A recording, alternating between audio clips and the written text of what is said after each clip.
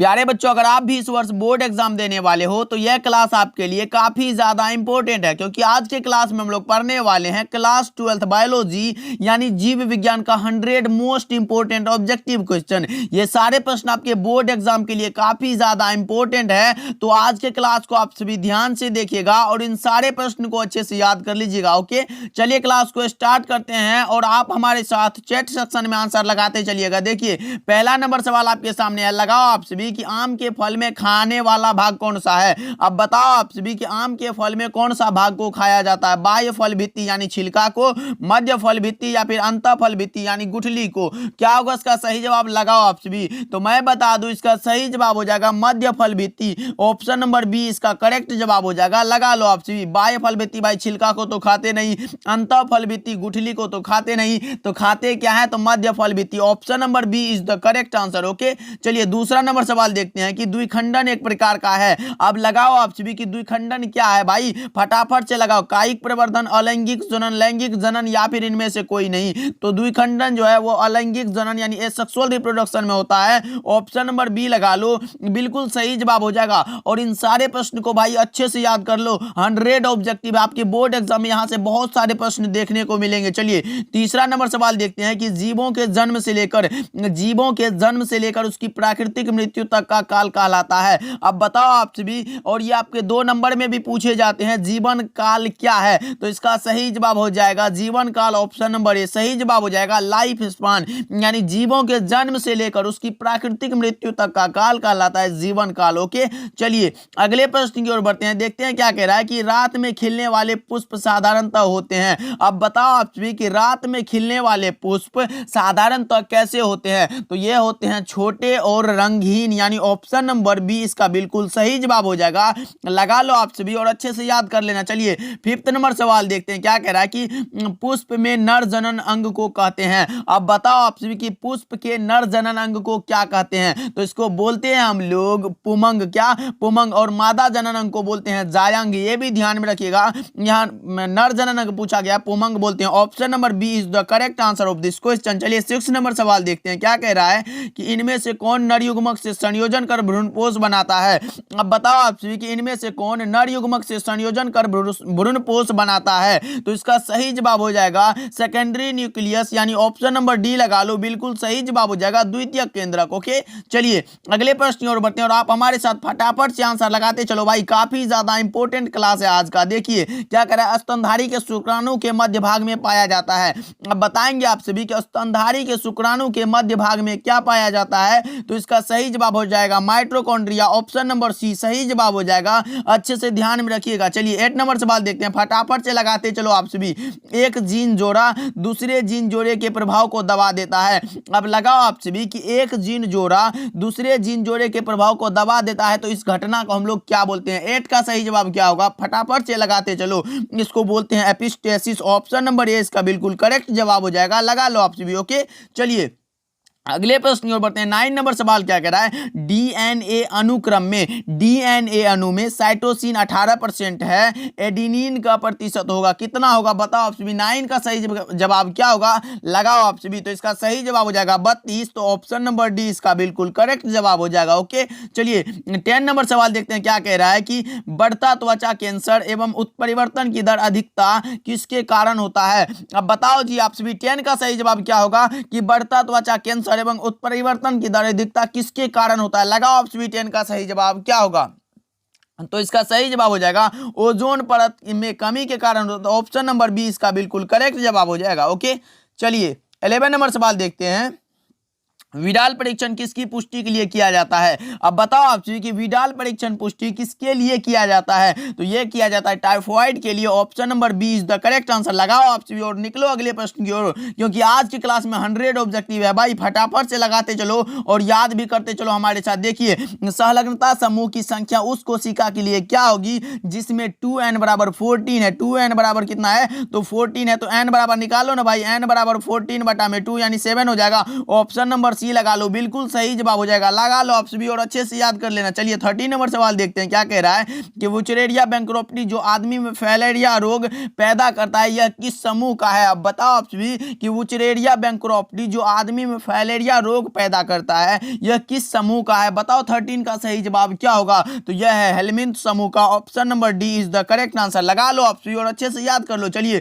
14 number सवाल देखते हैं कि जिबरेलिन है। अब बताओ आप सभी कि जिबरेलिन क्या है भाई, लगाओ आप सभी सही जवाब क्या होगा, तो यह है वृद्धि enzyme, option number C is the correct answer, लगा लो आप सभी और अच्छे से याद करते चलो हमारे साथ। चलिए 15 नंबर सवाल देखते हैं कि विषाणुओं का अध्ययन किस में किया जाता है भाई, विषाणुओं का अध्ययन किस शाखा में होता है। बताओ आप सभी फटाफट से लगाते चलो। 15 का सही जवाब क्या होगा, इसमें करते हैं वायरोलॉजी, वायरोलॉजी में विषाणुओं का अध्ययन करते हैं, तो option number B is the correct answer, लगा लो आप सभी। ओके चलिए, और आप लोगों ने अभी तक क्लास को लाइक नहीं किया है तो कर दीजिएगा। चलिए 16 नंबर सवाल देखते हैं, मेंडल ने चयन किया था।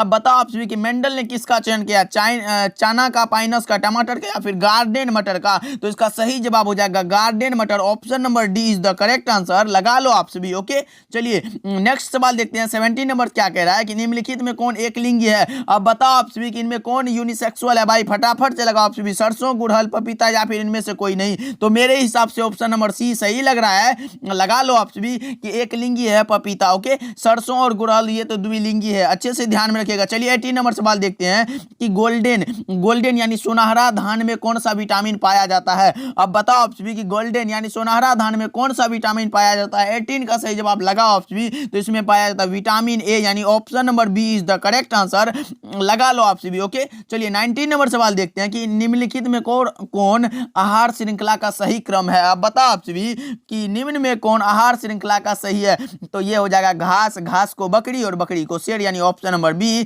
सही जवाब हो जाएगा। ओके चलिए 20 नंबर सवाल देखते हैं कि SO2 प्रदूषण का सूचक है। अब बताओ आप सभी, ये आपके बोर्ड एग्जाम में कई बार पूछे जा चुके हैं, इसीलिए मैं इसको VBI लगाता हूं भाई, अच्छे से याद कर लो कि SO2 प्रदूषण का जो सूचक है वो लाइकेन होता है, यानी ऑप्शन नंबर बी सही जवाब हो जाएगा, लगा लो और अच्छे से याद कर लो। ओके चलिए 21 नंबर सवाल की ओर बढ़ते हैं कि विश्व पर्यावरण दिवस कब मनाया जाता है। ये भी आपके बोर्ड एग्जाम में पूछा गया सवाल है कि विश्व पर्यावरण दिवस कब मनाया जाता है, 6 दिसंबर को, 5 जून को, 6 जनवरी को या फिर इनमें से कोई नहीं। क्या होगा इसका करेक्ट जवाब, लगाओ सभी, तो 21 का सही जवाब हो जाएगा 5 जून को विश्व पर्यावरण दिवस मनाया जाता है, तो ऑप्शन नंबर बी लगा लो, बिल्कुल करेक्ट जवाब हो जाएगा। ओके चलिए 22 नंबर सवाल देखते हैं कि रेड डाटा पुस्तक में किस प्रकार के जीवों की सूची है। अब बताओ आप सभी कि रेड डाटा बुक में किस प्रकार के जीवों की सूची रहती है, दुर्लभ प्रजातियां, विलुप्त प्रजातियां, संकटग्रस्त प्रजातियां या फिर इनमें से सभी। क्या होगा 22 का सही जवाब, लगाएंगे आप सभी, तो इसका सही जवाब हो जाएगा ऑप्शन नंबर डी, इनमें से सभी हो जाएगा, लगा लो आप सभी और अच्छे से याद कर लो। ओके चलिए 23 नंबर सवाल देखते हैं कि निम्नलिखित में इनमें से कौन भारतवर्ष में जैव विविधता का हॉट स्पॉट है। अब लगाएंगे आप सभी कि इनमें से यानी निम्नलिखित में कौन भारतवर्ष में जैव विविधता का हॉट स्पॉट है, तो लगाओ सही जवाब क्या होगा 23 का, तो इसका सही जवाब हो जाएगा पश्चिमी घाट, option number C is the correct answer. Okay चलिए 24 नंबर सवाल देखते हैं कि पारिस्थितिक तंत्रों में ऊर्जा का मुख्य स्रोत है। अब बताओ आप सभी कि पारिस्थितिक तंत्र में ऊर्जा का मुख्य स्रोत कौन सा है, तो इसका सही जवाब हो जाएगा सूर्य, क्या सूर्य, ऑप्शन नंबर बी इसका सही जवाब हो जाएगा, अच्छे से ध्यान में रखिएगा आप सभी। चलिए 25 नंबर सवाल आपके सामने है, निम्न में कौन कीट भक्षी पौधा है। अब बताओ आप सभी कि कीट को भक्षण करने वाला कौन सा पौधा है, ड्रोसेरा, नेपेंथिस, इनमें से सभी लगा लो भाई, सॉरी ए और बी दोनों, यानी ड्रोसेरा और नेपेंथिस दोनों हो जाएगा, option number C is the correct answer, लगा लो आप सभी। ओके चलिए 26 नंबर सवाल आपके सामने है कि द्वितीयक उत्पादकता से संबंधित है। अब बताओ आप सभी कि द्वितीयक उत्पादकता से कौन संबंधित है, लगाओ 26 का सही जवाब क्या होगा,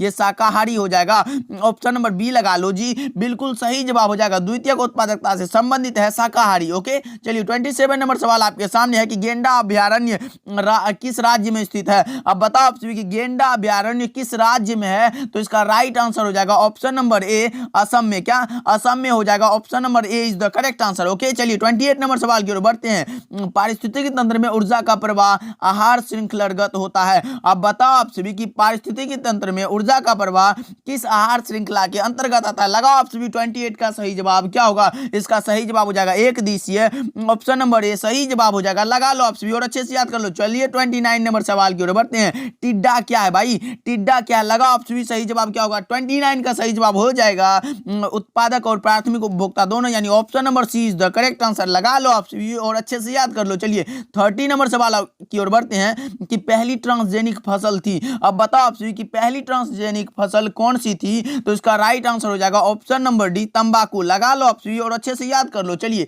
31 नंबर सवाल की ओर बढ़ते हैं कि किसी भी जनसंख्या में उपस्थित सभी जीन समस्त जीन एवं उसके अलील कहलाते हैं। किसी भी जनसंख्या में उपस्थित समस्त जीन एवं उसके अलील कहलाते हैं जीन कोश। ऑप्शन नंबर ए लगा लो, बिल्कुल सही जवाब हो जाएगा 31 का। ओके और अच्छे से याद कर लो आप सभी, ये भी आपके बोर्ड एग्जाम में पूछा गया सवाल है। देखिए प्रतिबंध एंजाइम की खोज किसने की थी। अब बताएंगे आप सभी कि प्रतिबंध एंजाइम की खोज किसने की थी। ये की थी स्मिथ एवं नाथन्स ने, यानी ऑप्शन नंबर ए इसका सही जवाब हो जाएगा स्मिथ एवं नाथन्स ने। ओके चलिए 33 नंबर सवाल की ओर बढ़ते हैं। देखिए क्या कह रहा है कि मिट्टी को उपजाऊ बनाने में कौन सहायक है। अब लगाएंगे आप सभी कि मिट्टी को उपजाऊ बनाने में के लिए कौन सा सहायक है। तो इसका सही जवाब हो जाएगा जैविक खाद। ऑप्शन नंबर बी इसका बिल्कुल करेक्ट जवाब हो जाएगा। लगा लो और अच्छे से याद कर लो। चलिए 34 नंबर सवाल देखते हैं कि पीसी कल्चर यानी मत्स्य पालन किससे संबंधित है। अब लगाएंगे आप सभी कि पीसी कल्चर यानी मत्स्य पालन किससे संबंधित है। तो इसका सही जवाब क्या होगा। 34 का सही जवाब लगाएंगे आप सभी, तो इसका सही जवाब हो जाएगा ऑप्शन नंबर बी जलीय जंतुओं से। लगा लो और अच्छे से याद कर लो। चलिए 35 नंबर सवाल देखते हैं कि मलेरिया रोग फैलता है। अब बताओ आप सभी कि मलेरिया रोग किससे फैलता है। तो यह फैलता है मादा एनोफिलिस मच्छर से। Option number C is the correct answer. अच्छे से याद कर लो आप सभी। ओके यह भी आपके बोर्ड एग्जाम में 2 से 3 बार पूछा गया सवाल है भाई, अच्छे से याद कर लो। चलिए 36 नंबर सवाल आपके सामने है कि विश्व एड्स दिवस मनाया जाता है। कब होता है भाई विश्व एड्स दिवस, कब होता है। 36 का सही जवाब हो जाएगा 1 दिसंबर को। क्या 1 दिसंबर को। Option number D is the correct answer. Okay चलिए 37 नंबर सवाल देखिए कि निम्नलिखित में कौन यौन संचारित रोग है। अब बताओ आपसे कि निम्नलिखित में यानी नीचे दिए गए में कौन यौन संचारित रोग है। भाई लगाओ आप टाइफॉइड, हैजा, मलेरिया या फिर सिफिलिस। तो 37 का आप लगाओगे तो ऑप्शन नंबर डी सिफिलिस हो जाएगा sir. Option D is the correct answer. Okay चलिए 38 नंबर सवाल देखिए क्या कह रहा है कि एंट अमीबा इनमें से क्या है। भाई लगाओ आप सभी कि एंट अमीबा इनमें से क्या है। जीवाणु है, शैवाल है, प्रोटोजोआ है या फिर कवक है। 38 का सही जवाब लगाएंगे आप सभी, तो इसका सही जवाब हो जाएगा option number C protozoa. Option C लगा लो, बिल्कुल करेक्ट जवाब हो जाएगा। चलिए 39 नंबर सवाल क्या कह रहा है कि तितली एवं पक्षी के पंख है। अब बताओ आप सभी कि तितली एवं पक्षी के पंख क्या है। अवशेषी अंग, समृद्धि अंग, समजात अंग या फिर ए और बी दोनों। 39 का सही जवाब लगाएंगे आप सभी, इसका सही जवाब हो जाएगा समवृत्ति अंग। ऑप्शन नंबर बी लगा लो, बिल्कुल करेक्ट जवाब हो जाएगा। चलिए 40 नंबर सवाल आपके सामने है कि कोरक की गुहा क्या कहलाती है। ये तो बड़ा इजी सवाल है, सिलोम कहलाती है। ऑप्शन नंबर बी लगा लो, बिल्कुल सही जवाब हो जाएगा। कोरक की गुहा सिलोम कहलाती है। ओके चलिए 41 नंबर सवाल देखिए क्या कह रहा है कि जब संतति की उत्पत्ति एकल जनक के यानी सिंगल पेरेंट के द्वारा होती है तब यह क्या कहलाता है। भाई एसेक्सुअल रिप्रोडक्शन लगा लो, ऑप्शन नंबर बी सही जवाब हो जाएगा। ओके अच्छे से ध्यान में रखिएगा। चलिए अगले प्रश्न की ओर बढ़ते हैं कि निम्नलिखित में कौन सा पौधा द्विलिंगी है। अब लगाओ आप सभी कि निम्नलिखित में नीचे दिए गए में कौन सा पौधा द्विलिंगी है। भाई फटाफट से लगाओ, पपीता, खजूर, नारियल या फिर इनमें से कोई नहीं। 42 का सही जवाब क्या होगा लगाएंगे आप सभी, तो ये नारियल भाई द्विलिंगी है।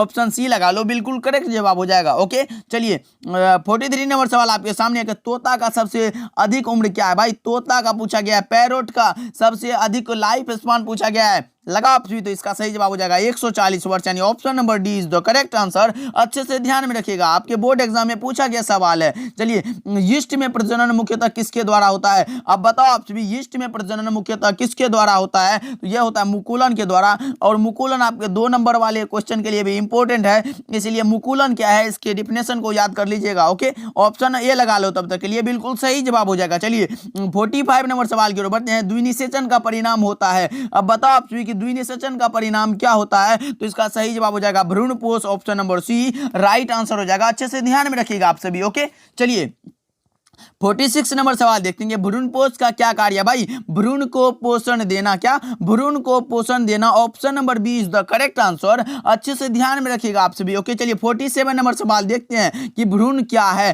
भ्रूण क्या है भाई? द्विगुणित, अगुणित, त्रिगुणित या फिर इनमें से कोई नहीं। 47 का सही जवाब लगाएंगे आप सभी तो यह होता है त्रिगुणित, यानी option number C is the correct answer. अच्छे से ध्यान में रखिएगा आप सभी। ओके, चलिए 48 नंबर सवाल क्या कह रहा है कि आवृत्त बीजी में कौन सी संरचना नहीं मिलती है? अब बताओ आप सभी कि आवृत्त बीजी में कौन सी संरचना नहीं मिलती है, तो इसका सही जवाब हो जाएगा आर्किगोनियम। क्या? Archegonium. Option number A is the correct answer. Okay, चलिए 49 नंबर सवाल की ओर बढ़ते हैं।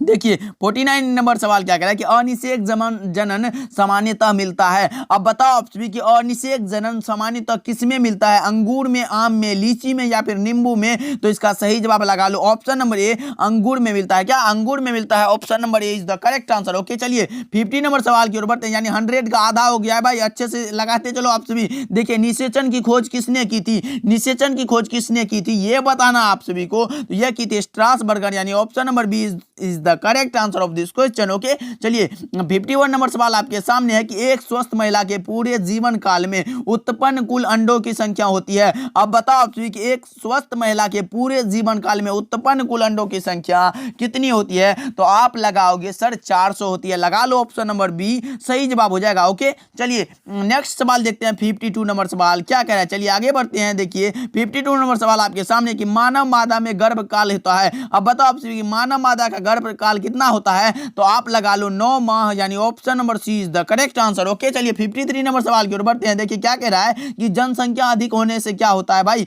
लगाओ आप सभी कि जनसंख्या अधिक होने से क्या प्रभाव पड़ता है? लगाओ आप सभी। सही जवाब क्या होगा 53 का? तो इसका सही जवाब हो जाएगा प्रति व्यक्ति आय कम हो जाती है। ऑप्शन नंबर ए सही जवाब हो जाएगा। ओके, चलिए 54 नंबर सवाल क्या कह रहा है कि भारत में प्रथम जनगणना प्रारंभ हुई थी। अब बताओ आप सभी कि भारत में प्रथम जनगणना कब प्रारंभ हुई थी? 54 का सही जवाब हो जाएगा 1891 में। ऑप्शन नंबर बी सही जवाब हो जाएगा। अच्छे से याद कर लो आप सभी। ओके, चलिए नेक्स्ट सवाल देखते हैं। 55 नंबर सवाल क्या कह रहा है? परिवार नियोजन कार्यक्रम प्रारंभ किया गया। कब किया गया था भाई? 55 का लगाएंगे सही जवाब क्या होगा? तो यह किया गया था 1951 ईस्वी में, यानी option number D right answer हो जाएगा। ओके, चलिए 56 नंबर सवाल देखते हैं। देखिए जनसंख्या पर निबंध लिखा।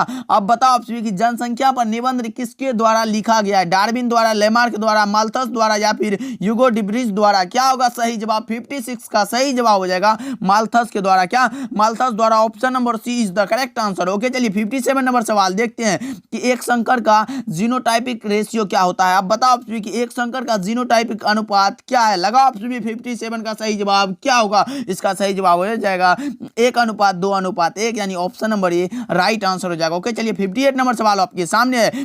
पृथक्करण के सिद्धांत को और क्या कहते हैं भाई? लगाओ आप सभी 58 का सही जवाब क्या होगा? पृथक्करण के सिद्धांत को और क्या कहते हैं? तो इसको कहते हैं युग्मकों की शुद्धता का नियम। युग्मकों की शुद्धता का नियम। Option number C is the correct answer. लगा लो आप सभी। ओके, चलिए 59 नंबर सवाल आपके सामने। मेंडल ने कितने लक्षणों का अध्ययन किया था भाई? 7 लक्षणों का। क्या? 7 लक्षण। ऑप्शन नंबर बी लगा लो, बिल्कुल सही जवाब हो जाएगा। ओके, चलिए 60 नंबर सवाल आपके सामने कि डीएनए कूटक्रम क्या कहलाते हैं? डीएनए कूटक्रम कहलाते हैं एक्सोन, यानी ऑप्शन ए राइट आंसर हो जाएगा। अच्छे से ध्यान में रखिएगा। चलिए 61 नंबर सवाल की ओर बढ़ते हैं। देखिए अनुवांशिक कूट में कितने कूट होते हैं? अनुवांशिक कूट के लिए कितने होते हैं कूट? बताओ आप सभी। तो ये होते हैं 3। ऑप्शन नंबर सी सही जवाब हो जाएगा। ओके, चलिए अगले प्रश्न की ओर बढ़ते हैं। 62 नंबर सवाल क्या कह रहा है? देखिए संलग्नता समूह की उस कोशिका के लिए क्या हुई? ये तो मैंने अभी बताया था कि 7 होता है। लगा लो आप सभी, 7 हो जाएगा। Option number B right answer हो जाएगा। अच्छे से ध्यान में रखिएगा आप सभी। ओके, चलिए 63 नंबर सवाल आपके सामने है कि आरएनए की पिरामिडीन में पाया जाता है। क्या पाया जाता है? लगाओ आप सभी। 63 का सही जवाब क्या होगा?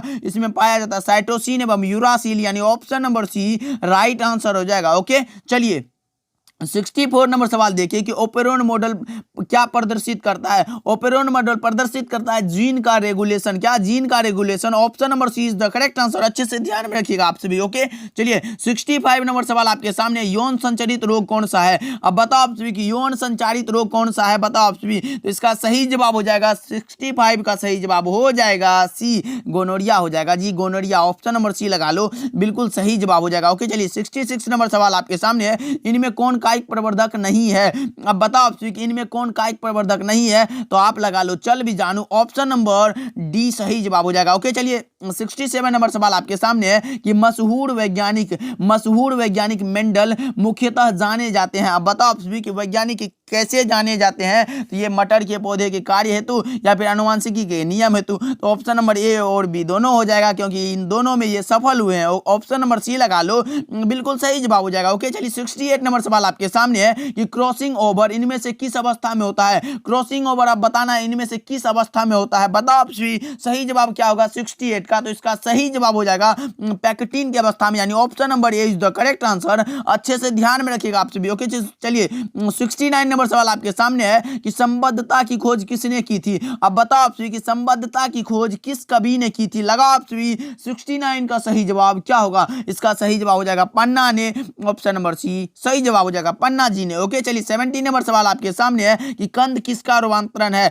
अब बताओ आप सभी 70 का सही जवाब क्या होगा कि कंद किसका रूपांतरण है? फटाफट से आप लगाते चलो। 70 का सही जवाब क्या होगा? इसका सही जवाब हो जाएगा ऑप्शन नंबर सी जड़ का। क्या कंद जड़ का रूपांतरण है? ऑप्शन सी लगा लो, बिल्कुल सही जवाब हो जाएगा। ओके, चलिए 71 नंबर सवाल आपके सामने है कि उच्च श्रेणी के पौधों में निषेचन होता है। अब बताओ आप सभी कि उच्च श्रेणी के पौधों में निषेचन कैसे होता है? तो ये होता है आंतरिक निषेचन के द्वारा। ऑप्शन नंबर बी सही जवाब हो जाएगा, लगा लो आप सभी। ओके, चलिए 72 नंबर सवाल देखते हैं कि केचुआ प्राणी है। ये तो आप भाई सबको पता है, केचुआ द्विलिंगी है, यानी ऑप्शन नंबर बी सही जवाब हो जाएगा। ओके, चलिए 73 नंबर सवाल आपके सामने है कि स्तनधारियों में निषेचन कहाँ होता है? लगाएंगे आप सभी कि स्तनधारियों में निषेचन कहाँ होता है? तो आपको पता होना चाहिए कि फैलोपियन ट्यूब में, ऑप्शन नंबर डी सही जवाब हो जाएगा। अच्छे से याद कर लेना आप सभी। ओके, चलिए 74 नंबर सवाल आपके सामने है कि निम्नलिखित में कौन मिथ्या फल है? अब बताओ आप सभी कि निम्नांकित में कौन मिथ्या फल है? भाई असत्य फल जिसको बोलते हैं, सेब, आम, केला या फिर इनमें से कोई नहीं।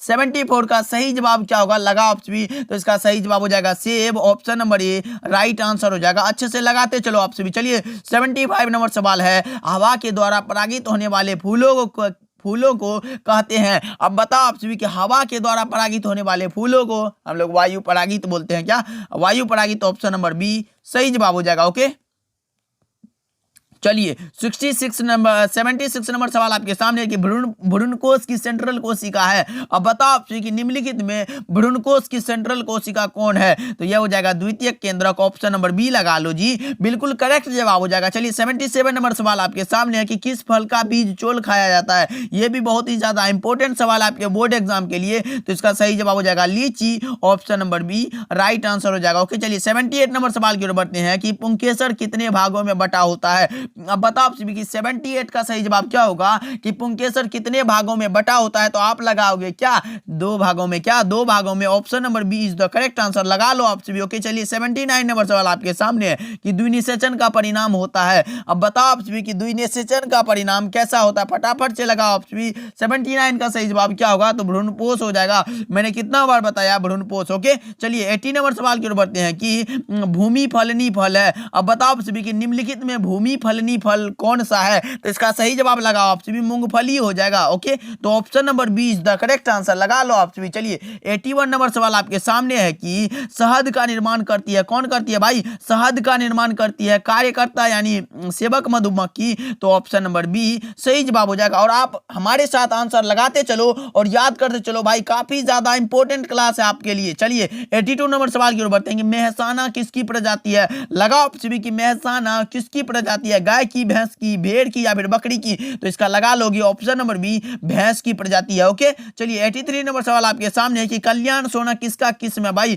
कल्याण सोना जो किस्म है वो है गेहूं की प्रोन्नत किस्म का, ऑप्शन नंबर ए लगा लो, बिल्कुल करेक्ट जवाब हो जाएगा। ओके, चलिए 84 नंबर सवाल आपके सामने है कि बैक्टीरिया की खोज किसने की थी? लगाओ आप सभी कि बैक्टीरिया की खोज किसने की थी? 84 का सही जवाब लगाएंगे आप सभी। तो इसका सही जवाब हो जाएगा ल्यूवेनहॉक ने, option number B right answer हो जाएगा। ओके, चलिए 85 नंबर सवाल की ओर बढ़ते हैं कि कॉपर टी रोकता है। अब बताओ आप सभी कि कॉपर टी किसको रोकता है? भाई तो यह रोकता है निषेचन को, ऑप्शन नंबर ए सही जवाब हो जाएगा। कॉपर टी फर्टिलाइजेशन को रोकता है। ओके, चलिए 86 नंबर सवाल देखते हैं कि मेंडल ने प्रतिपादित किया था। किसका किया था भाई? लगाओ आप सभी कि मेंडल ने प्रतिपादित किया था आनुवांशिकता का नियम, option number B is the correct answer, लगा लो आप सभी कि मेंडल ने आनुवांशिकता का नियम का प्रतिपादित किया था। ओके, चलिए 87 नंबर सवाल की ओर बढ़ते हैं। डाउन सिंड्रोम है एक, क्या है भाई? तो यह है गुणसूत्रीय व्याधि। Option number B is the correct answer. लगा लो आप सभी कि डाउन सिंड्रोम है एक प्रकार का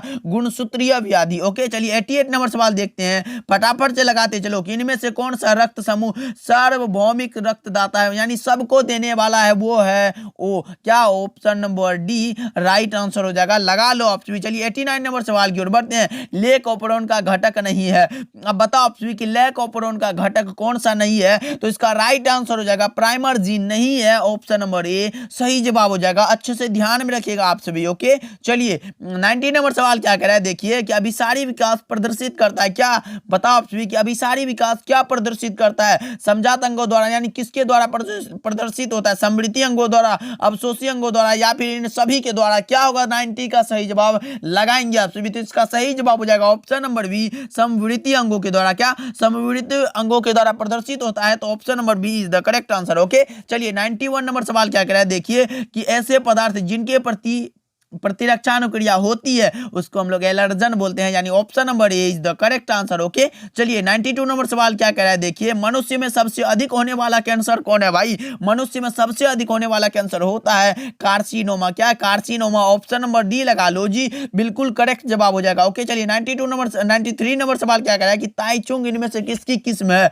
अब बताओ आप सभी 93 का सही जवाब क्या होगा कि ताइचुंग किसकी किस्म है? तो आप लगाओ धान की। क्या? धान की। ऑप्शन नंबर ए राइट आंसर हो जाएगा। अच्छे से याद कर लो आप सभी। ओके चलिए 94 नंबर सवाल क्या करेगा, जैविक खाद्य का मुख्य स्रोत क्या है भाई? जैविक खाद्य का मुख्य स्रोत है क्या? फटाफट से बताओ आप सभी। हरा सवाल, यीस्ट, जीवाणु या फिर लाल सवाल? 94 का सही जवाब लगा आप सभी, तो ये जीवाणु हो जाएगा जी। Option number C is the correct answer. Okay चलिए 95 नंबर सवाल की ओर बढ़ते हैं। मिट्टी को उपजाऊ बनाने में कौन सहायक है? लगाओ आप सभी की मिट्टी को उपजाऊ बनाने में सहायक है, यह हो जाएगा जैविक खाद। Option number B is the correct answer. Okay चलिए 96 नंबर सवाल क्या करें कि सल्फर का सबसे बड़ा संग्राहक है। अब बताओ आप सभी कि सल्फर का सबसे बड़ा संग्राहक कौन है? वायुमंडल, चट्टाने, महासागर या फिर झील? लगाओ 96 का सही जवाब क्या होगा? तो इसका सही जवाब हो जाएगा चट्टाने, यानी option number B right answer हो जाएगा। ओके चलिए 97 नंबर सवाल देखते हैं। देखिए राष्ट्रीय उद्यान में सुरक्षा प्रदान की जाती है। बताओ आप सभी कि राष्ट्रीय उद्यान में सुरक्षा प्रदान किसकी की जाती है भाई? फ्लोरा फाउना या फिर पारिस्थितिकी तंत्र की, या फिर दोनों, यानी ए और बी दोनों? किसकी होगी? फटाफट से लगाओ 97 का सही जवाब क्या होगा? इसका सही जवाब हो जाएगा ए और बी दोनों, यानी फ्लोरा और फाउना दोनों की, यानी option number D is the correct answer. Okay चलिए 98 नंबर सवाल की ओर बढ़ते हैं कि भारत का जैव विविधता अधिनियम संसद में पारित हुआ था। अब बताओ आप सभी कि भारत का जैव विविधता अधिनियम संसद में पारित हुआ था, यानी कब हुआ था? बताओ आप सभी 98 का सही जवाब क्या होगा? तो ये हुआ था 2002 ईस्वी में। कब? 2002 ईस्वी में। ऑप्शन नंबर सी सही जवाब हो जाएगा। 98 का option C is the correct answer. Okay चलिए नेक्स्ट सवाल की ओर बढ़ते हैं। प्रदूषण जो अम्ल वर्षा करता है भाई, वो SO2 होता है। लगा लो आप सभी, SO2 होता है, SO2 के कारण होता है। लगा लो, option number A is the correct answer. Okay चलिए 100 नंबर सवाल आपके सामने है एंड लास्ट सवाल है आज के क्लास का भाई। लगाओ आप सभी कि सही जवाब क्या होगा? अम्ल यानी वर्षा। अम्ल वर्षा तब कहलाती है जब इसका pH मान कितना से कम हो जाता है? अब बताओ आप सभी, तो इसका होता है 5.6 से जब कम हो जाता है तो यह अम्ल वर्षा कहलाती है। Option number D is the correct answer. Okay तो चलिए आज आप लोगों ने कितना ऑब्जेक्टिव को सही किया ये कमेंट में बताना, और क्लास कैसा लगा ये तो भाई जरूर बताना। ओके क्योंकि आप जब बताते हो ना क्लास कैसा लगा, तो हमें अंदर से ऐसा मोटिवेट होते हैं ना कि मत पूछो यार। ओके मिलते हैं अगले क्लास में, तब तक के लिए आप अपना ध्यान रखिएगा और इन सारे प्रश्न को अच्छे से याद कर लीजिएगा। मिलते हैं अगले क्लास में।